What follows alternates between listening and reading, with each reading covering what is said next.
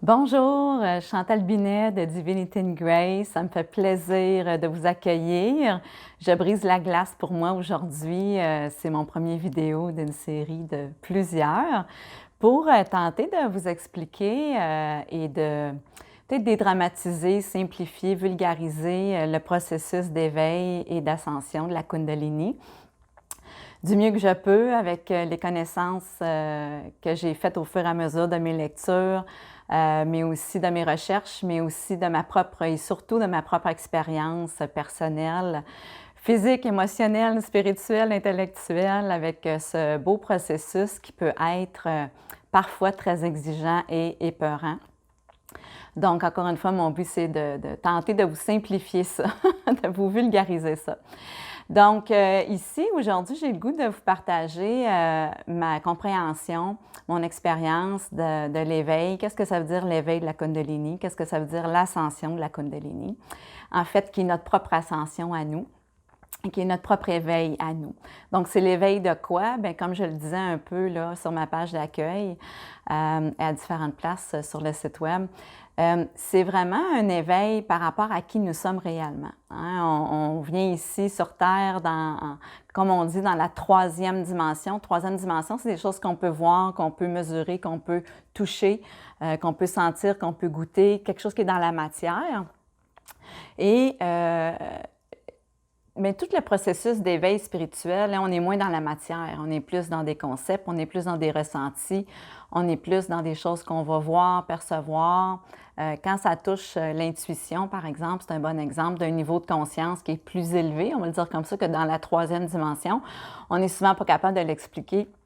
On dit c'est un feeling que j'ai, je le sens, ou c'est un knowing, hein, je le sais, mais je ne peux pas te l'expliquer. Donc, c'est vraiment la Kundalini, c'est l'éveil à ces différents niveaux de conscience-là pour venir, je dirais, nous rendre plus complets. Alors, quand on vient ici, on vient quand même bien équipé avec notre cerveau, notre corps et tout ça, puis notre ADN, mais on n'est pas conscient à quel point on est beaucoup plus que ça et qu'on a accès à de l'information, à de la clarté, à de la lumière, je vais dire comme ça, intérieure à nous, puis extérieure à nous aussi. Et la Kundalini arrive à un moment donné dans notre vie parce qu'on est prêt. Et on n'a pas toujours l'impression d'être prêt, mais parce que notre âme est prête à amener la partie humaine, la partie physique, à connecter avec une dimension plus spirituelle, on l'appelle comme ça, plus éclairée, donc différents niveaux de conscience qui nous permettent d'avoir accès à nos pouvoirs, à nos pleins pouvoirs. Donc, on parle souvent de pouvoir masculin, pouvoir féminin. C'est pas tant relié aux hommes et aux femmes, c'est plus lié au yin et au yang, mais c'est comme ça qu'on l'a appelé, le féminin et le masculin, dans le fond, qui est la dualité entre le rationnel, l'émotionnel, je vous dirais aussi un peu comme des qualités, des aptitudes qu'on a différentes à l'intérieur de nous, qui viennent plus du féminin ou qui viennent plus du masculin. Donc, ça dépasse le sexe. On est vraiment plus dans des énergies, on appelle ça comme ça. Hein? Dans le fond, des énergies, pour moi, c'est des pulsions, des élans que l'on a à l'intérieur de nous. Puis encore une fois, on ne sait pas trop pourquoi et on ne comprend pas toujours pourquoi, mais qu'on a une idée ou on a un élan de passer à l'action, de suivre une telle direction. Donc, c'est nos parties masculines et féminines à l'intérieur de nous. Notre rationnel, notre émotionnel, ce sont deux parties qu'on a vraiment besoin de faire travailler ensemble. Souvent, on a une prédominance plus qu'une autre à l'intérieur de nous. Alors, à un moment donné, quand cet éveil-là de la Kundalini, qu'on appelle le pouvoir féminin divin, se passe, bien, c'est que notre féminin, il vient vraiment se coller, vient s'harmoniser, vient davantage collaborer, vient s'éveiller à l'intérieur de nous pour venir jouer avec notre masculin qui est très présent ici dans la troisième dimension. Et puis que quand les deux communiquent ensemble, alors l'humain et le divin, le féminin et le masculin, le rationnel, l'émotionnel, mais ça fait qu'on est plus complet. Et aussi, quand on part dans l'humain, dans la troisième dimension, on est beaucoup géré par nos pensées. Et les pensées sont souvent générées par ce qu'on appelle notre ego. Hein, notre ego, je ferai une autre vidéo pour parler davantage de l'ego, mais brièvement, l'ego, c'est la partie en nous qui est vieille, qui est archaïque, qui vient de nos ancêtres, qui vient de nos vies passées. C'est la partie en nous qui veut toujours nous protéger, qui est dans notre... on est beaucoup dans le sentiment de l'identité avec l'ego, hein, c'est qui je suis, comment je pense, comment je me sens, ma valeur. Et cette partie-là est quand même très limitée, puis souvent, elle va avoir comme mission de nous empêcher de perdre la face. Hein? Le mot orgueil découle du mot ego. Et c'est pour ça qu'on dit ça, hein? Ça fait partie de notre sens de l'identité. Et finalement, bien, tout le processus divin, de connexion entre le divin et l'humain, c'est d'amener la Kundalini dans son pouvoir féminin divin, c'est d'amener cette harmonisation-là entre les deux parties de nous pour nous amener à être moins dans l'ego. Qu'on soit plus complet puis qu'on soit moins influencé par la partie de l'ego qui a toujours peur qu'il nous arrive quelque chose. C'est la partie en nous, l'ego, qui vient ce qu'on appelle du premier chakra. Les chakras aussi, je vais en parler dans une autre vidéo. Les chakras, ce sont ce qu'on appelle des centres d'énergie. Encore une fois, le mot énergie n'est peut-être pas toujours assez facile à comprendre, mais pour moi, encore une fois, c'est une force. C'est une force, c'est un élan qu'on a à l'intérieur de nous qui s'éveille, qui est très, très, très intelligente et qu'on ne peut pas voir, qu'on ne peut pas mesurer, mais qu'on peut vraiment ressentir.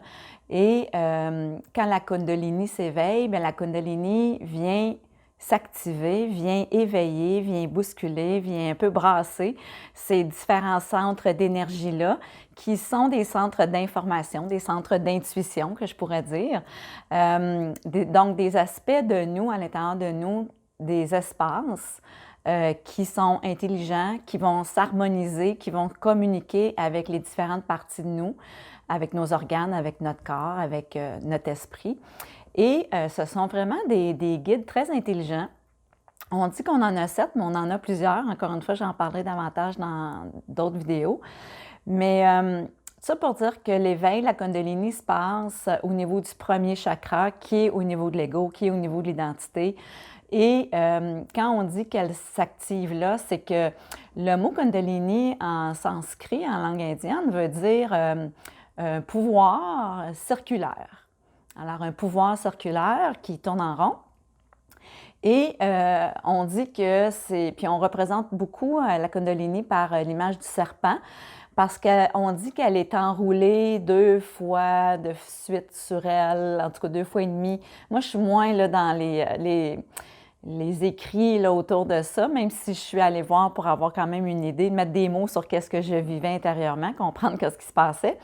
Mais je comprends qu'est-ce qu'on dit dans le sens que c'est une énergie qui est comme peut-être prise, un pouvoir. Pour moi, c'est un pouvoir très intelligent qui représente Dieu, mais au féminin, on va se le dire, et qui vient bousculer, qui vient nous bousculer, qui vient nous réveiller, qui vient nous brasser pour nous dire « Hey, t'es plus que qu'est-ce que tu penses. Tu n'es pas nécessairement ce que ton ego pense que tu es ou te dit que tu es. Et il y a tellement plus et il y a tellement plus grand autour de toi et en toi surtout, qu'on va venir t'aider à connecter avec cette grandeur-là d'âme que tu es. On va venir te parler de différentes façons, avec différents niveaux de conscience, donc pas juste les 5 sens, mais avec d'autres sens, pour venir te faire découvrir de quoi tu es fait et aussi de venir davantage honorer ta mission d'âme, donc de faire plus de la place à l'âme qu'au mental et qu'à l'ego.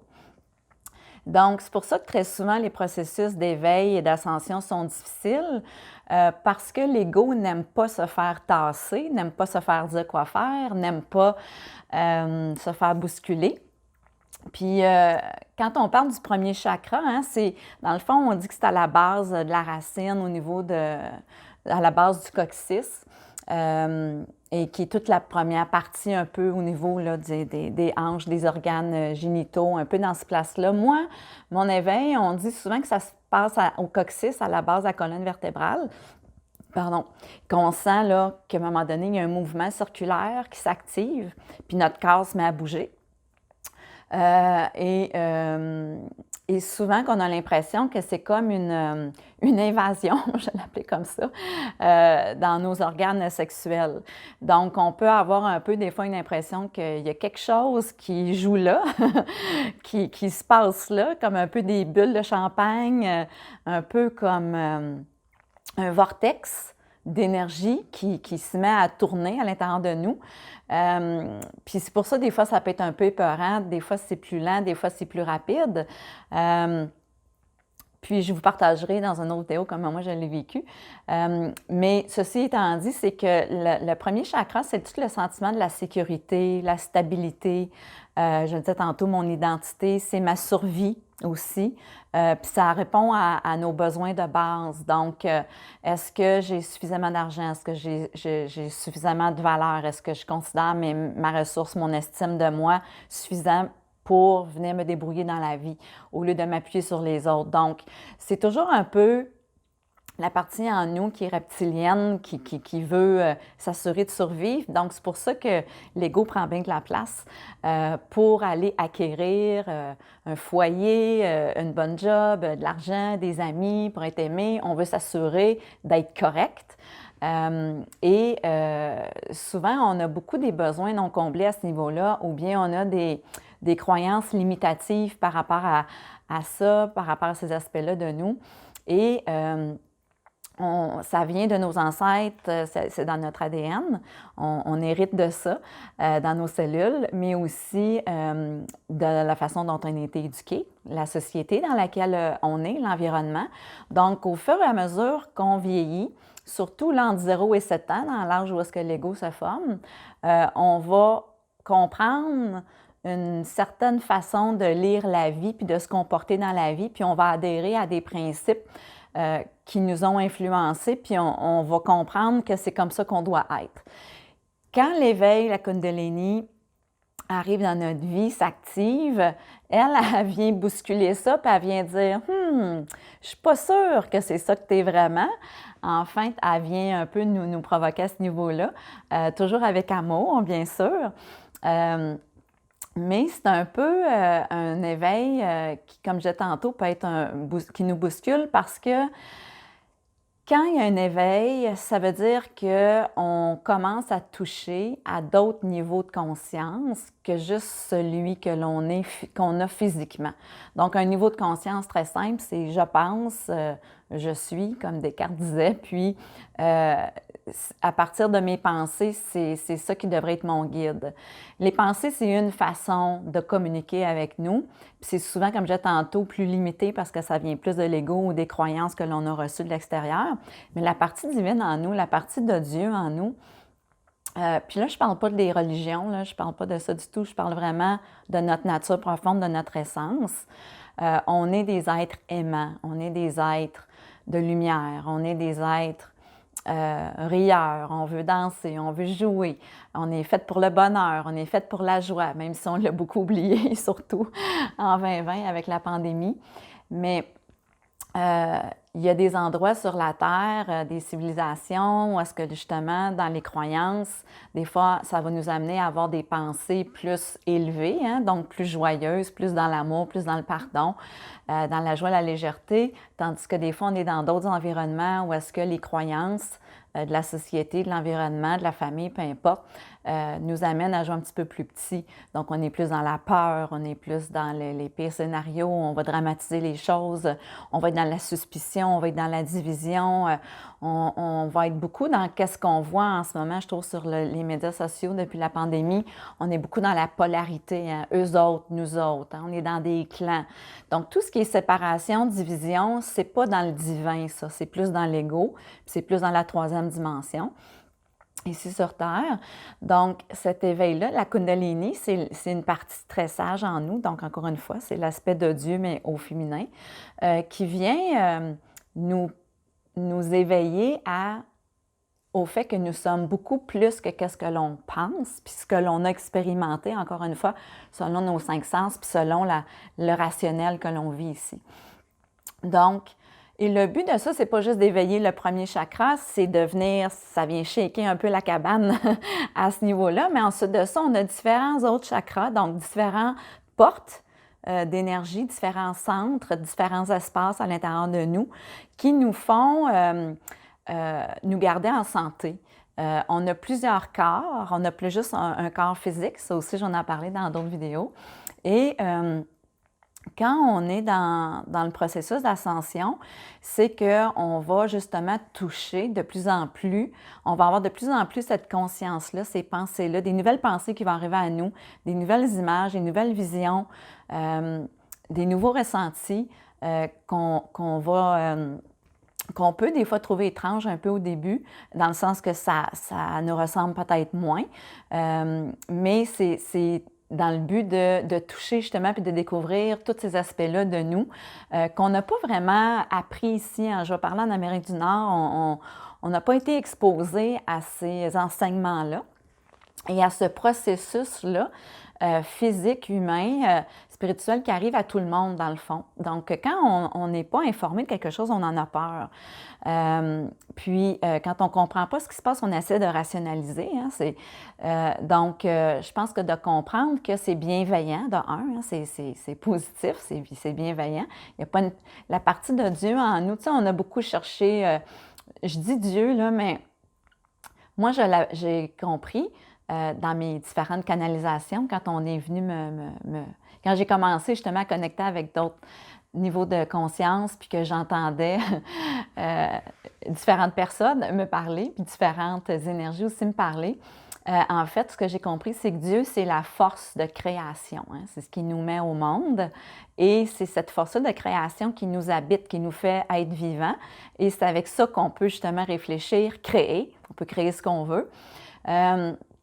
Puis la partie masculine en nous, c'est de créer, de mettre en forme. Puis la partie féminine, c'est de l'imaginer. Donc, on a encore une fois besoin des deux. Donc, la partie de Dieu que j'appelle la force de création, qui est la source de tout, il y en a qui l'appellent l'univers, appelons-le comme on veut. Encore une fois, je ne fais pas de lien avec la religion. Bien, c'est une force qui est à l'œuvre à l'intérieur de nous en tout temps, mais les religions, souvent, nous ont amenés à croire que c'est à l'extérieur de nous, pour différentes raisons, mais je ne m'attendrai pas à ça ici, mais on est l'expression de Dieu, OK? Puis la Kundalini, c'est l'expression féminine de Dieu qui dit, bien, on va aller ouvrir d'autres chemins, d'autres canaux de réceptivité, de conscience, d'intelligence pour être plus complet. Pour vraiment, puis habituellement, ce que j'ai compris aussi, personnellement, c'est ce que je me suis fait dire en canalisation, que c'est notre dernière incarnation. On vient souvent ici s'incarner pour apprendre différentes choses, pour évoluer. C'est le seul but de venir s'incarner. Puis on vient évoluer à travers différentes expériences de vie.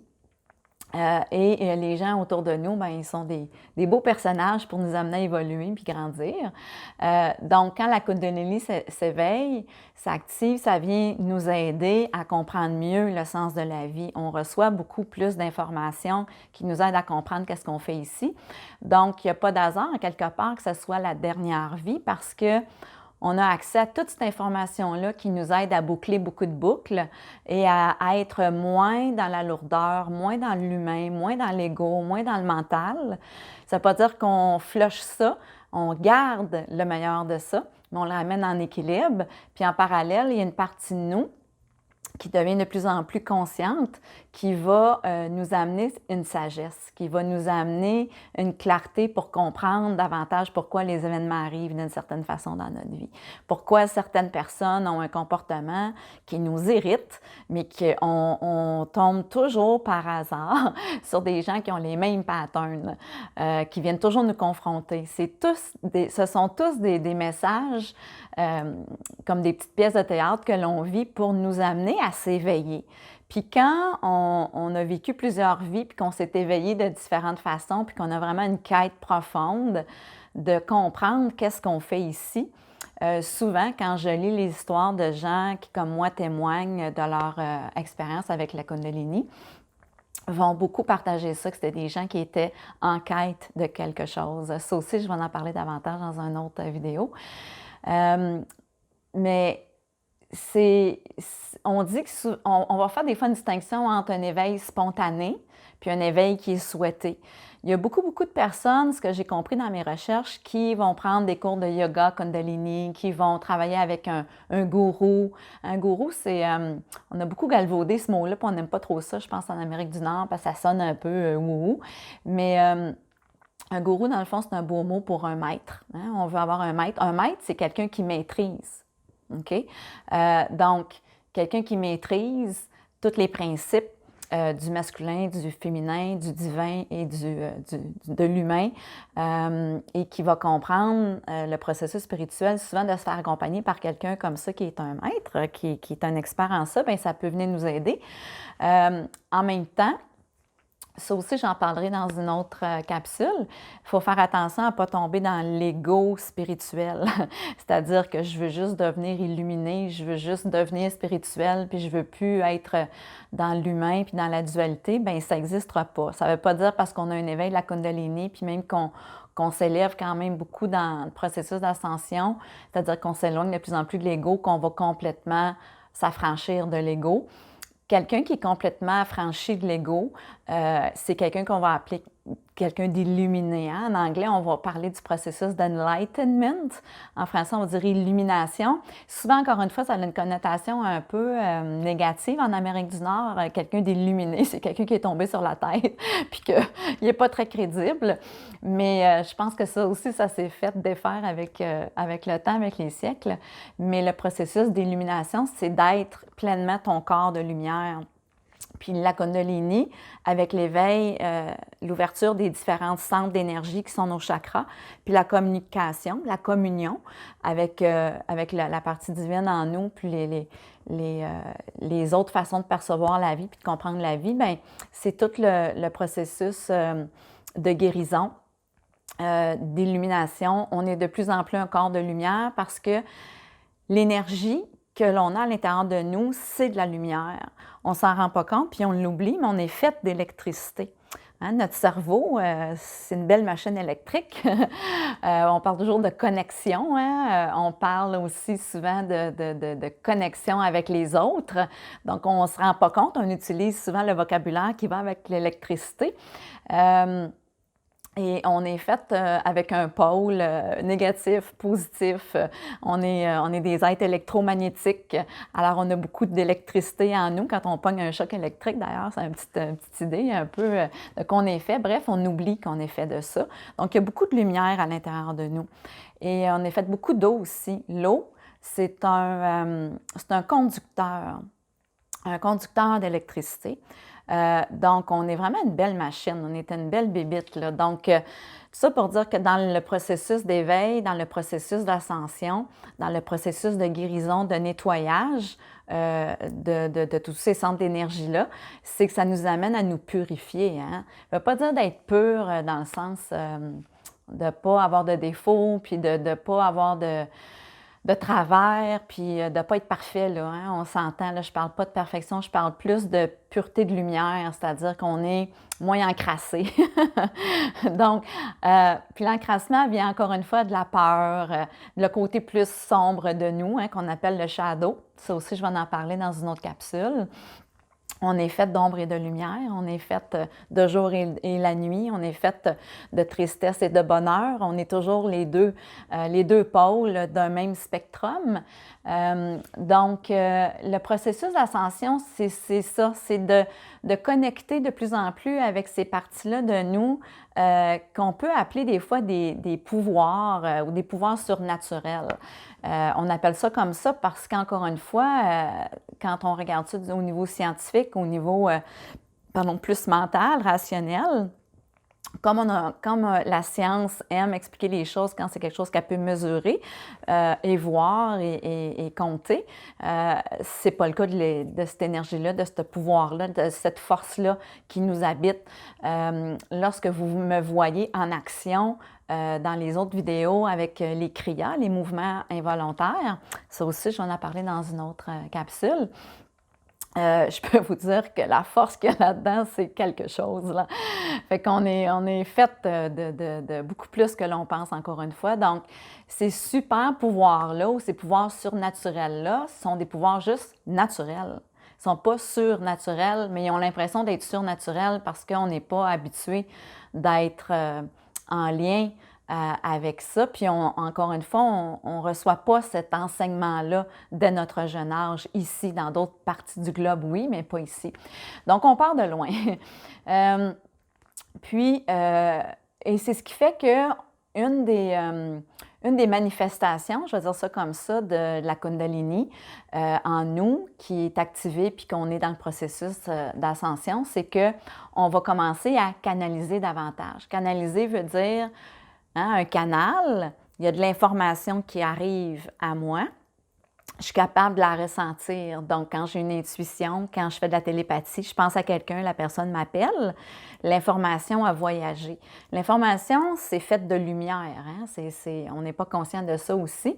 Donc, les pensées, on est tous une certaine fréquence vibratoire. Vous me voyez aussi dans mes vidéos, là, quand je bouge, on est fait de vibrations, on est fait de lumière, on est fait de son. On n'en est juste pas conscient. Donc, la Kundalini vient brasser ça, vient sortir ça, vient manifester ça à l'intérieur de nous. Et c'est comme ça qu'elle vient nettoyer nos différents niveaux de conscience et les élargir et les recalibrer pour qu'on ait accès à une communication fluide entre ces parties-là de nous, l'humain, le divin, le féminin et le masculin, pour créer qu'est-ce qu'on est venu créer ici, tout simplement. Et être à notre meilleur, de faire sortir la meilleure version de nous et d'être plus capable de gérer, de reconnaître les parties de nous, justement, qui sont peut-être moins éveillées, qui nous amènent plus dans la peur, puis jouer plus petit et tout ça. Donc, c'est pour ça qu'avec puis je vais faire vraiment un autre capsule sur les symptômes d'un éveil de Kundalini. Puis, ce qui découle de ça, entre autres, c'est justement la canalisation, c'est la capacité d'entendre, de ressentir, de voir ou de savoir de l'information qui n'est peut-être pas accessible noir sur blanc. Donc, ce qu'on appelle la clairvoyance, des gens qui voient, la clairaudience, des gens qui entendent, des clairsentients, des gens qui ressentent davantage. Et, j'ai oublié l'autre mot. En tout cas, c'est quand on le sait, on a un knowing, on a une certitude, c'est ça. On a une certitude. Et ça aussi, ça fait partie de nos capacités. Puis on a accès souvent dans notre vie à ça, puis je pense qu'on l'utilise, mais on ne s'en rend juste pas compte. Ou des fois, on va beaucoup le remettre en doute, justement parce qu'on a peut-être moins quelque chose pour venir le valider de concret. Donc, tout ça fait en sorte qu'on devient plus complet, on devient plus éveillé, c'est-à-dire qu'on est capable de reconnaître face à une situation qui arrive dans notre vie. Comme, mettons, je vais prendre l'exemple de la pandémie parce qu'on est plein dedans. Moi, je l'ai vu, moi, ça fait longtemps. Peut-être en termes de durée, je peux peut-être faire une petite parenthèse. La Kundalini, moi, je pense, puis dans les témoignages que j'ai lus aussi beaucoup, ça peut s'étaler sur de nombreuses années. Moi, je pense que c'est pas mal toute notre vie. Quand je regarde ma vie à moi, il y a différentes phases, il y a différentes étapes. Entre autres, les phases de la nuit noire, là aussi, je vais en parler. La nuit noire de l'âme, je vais en parler dans d'autres capsules. Mais moi, je pense que ce qu'on voit, qu'on perçoit comme des crises, la crise de l'enfance, le Terrible Two, ou c'est quoi, je ne sais plus lequel, le 2, 3 en tout cas. On a différents âges dans nos vies qu'on pense qu'on passe à travers des crises. Crise d'adolescence, la crise de la trentaine, la quarantaine, peu importe, la cinquantaine. Et c'est très négatif, c'est perçu négativement parce qu'on se dit « Ah, ben là, elle est tout en train de changer, elle est en train de laisser ce qu'elle avait de précieux. » On est beaucoup dans le jugement puis dans l'interprétation. Moi, je suis convaincue que ces crises-là ne sont pas des crises, ce sont des périodes d'éveil. Ce sont des périodes d'éveil pour nous rapprocher de plus en plus de notre essence, puis qui viennent challenger l'ego. Puis l'ego qui nous a fait prendre des décisions des fois par peur ou pour faire plaisir aux autres. Donc, on s'éloigne de qui nous sommes. La Kundalini, elle te ramène à toi. et elle te ramène aussi ton nez dans ton caca, je vais dire ça comme ça, dans le sens qu'elle nous fait vivre, dans le cas d'un éveil, qui soit spontané ou pas, la job de la Kundalini, sa mission, c'est la même, c'est de nous éveiller, puis pour pas dire nous réveiller. Donc, puis des fois, ben quand on a la tête dure, quand on part de loin, quand on a été longtemps à ignorer ces messages-là autour de nous, nos ressentis, nos intuitions, bien, des fois, il y a comme plus de changements à faire dans nos vies qu'on peut penser. Puis elle, ce qu'elle fait, c'est qu'elle nous enlève un peu les plures d'oignon dans nos croyances, dans nos valeurs, dans nos choix de vie. Et souvent, ça nous amène sur plusieurs années à faire des choix où est-ce qu'on va délaisser des emplois, des amis, la famille, des amoureux, amoureuses. Nos goûts se transforment. Moi, en tout cas, je me suis vu beaucoup me transformer dans ces dernières années. Je vous dirais que peut-être mon éveil le plus fort dans mes étapes a été celui de mes 45 ans. Mais quand je regarde mon chemin de vie, déjà à 4-5 ans, j'avais un certain éveil. À 15 ans aussi, j'en ai eu un autre à 28. Puis 45, elle m'a ramené à bon port, mais c'est tout un long processus. Puis moi, je pense qu'on en a pour le reste de notre vie à continuer d'avancer dans ce processus d'éveil-là parce qu'il n'est pas linéaire puis il n'est pas constant. Et on passe pas mal les années à être un peu comme ça, dans le sens, c'est pas négatif, là, c'est le mouvement de la vague, dans le fond, mais c'est parce que divin, humain, divin, humain, divin, humain, on passe vraiment à travers différentes phases, mais de plus en plus, c'est qu'on se rapproche de cette capacité-là d'être moins en réaction. Et c'est là que je fais le lien avec ce que je disais juste avant de parler de cette petite parenthèse-là. Je prends la pandémie, par exemple, cette année, on a été beaucoup en réaction. Quand je regarde la réaction des gens sur les réseaux sociaux, là, tout le monde monte aux barricades, on n'est pas content, on fait notre crise de bacon parce que là, notre vie vient de changer, on n'aime pas se faire imposer des choses. L'ego, il a capoté pas mal depuis la dernière année. Et ça fait en sorte que ça nous rend plus malheureux, ça nous rend plus, en quelque part, un peu addict à de l'émotion de fréquence qu'on va dire plus basse, hein? Des niveaux de conscience plus bas. La peur, la colère, la dépression, la paranoïa, la fermeture d'esprit. Et on est loin du divin, là. Puis c'est correct, ça fait partie de qui nous sommes, on n'a pas à être dans le jugement. Mais quand la Kundalini s'élève et s'active, puis qu'elle nous amène à nous élever, c'est qu'on regarde ces événements-là avec beaucoup plus de recul. On est beaucoup plus capable, on dirait, de comprendre à un autre niveau qu'est-ce qui se passe vraiment. Puis, on est plus dans la sagesse, on n'est pas dans la comparaison, on n'est pas dans la division, on est plus dans l'observation, dans le non-jugement. Par exemple, je vous donne un exemple. Moi, ce que j'entendais beaucoup en canalisation toute l'année avec la pandémie, c'était le mot détachement. J'entendais « détache-toi, Chantal, détache-toi ». Mais tout ça pour dire que finalement, cet éveil-là, il est sain, il est positif, il est exigeant. C'est important, je pense, de bien se faire accompagner. J'en parlerai peut-être aussi de l'accompagnement. Au fur et à mesure que je vais avancer dans la création de ce site web-là, de ce contenu-là, je vais sûrement amener différents sujets. Je vais faire des liens au fur et à mesure. Je continue d'être guidée aussi, d'être accompagnée. Et puis mon intention, c'est vraiment de vous donner plus de clarté, de vous sécuriser, de vraiment dédramatiser, comme je disais en début de capsule, simplifier. Puis, je veux vraiment morceler en petits morceaux un peu mon histoire à moi, puis ce que j'ai compris des histoires des autres aussi qui vivent la même chose pour qu'on puisse vraiment se réapproprier ce passage-là de l'humain. C'est la même chose que la puberté ou la ménopause ou l'andropause, hein? C'est des parties de vie, des cycles de vie qu'on a besoin de comprendre pour que ça soit plus facile à passer au travers, qu'on aille chercher le meilleur de ça.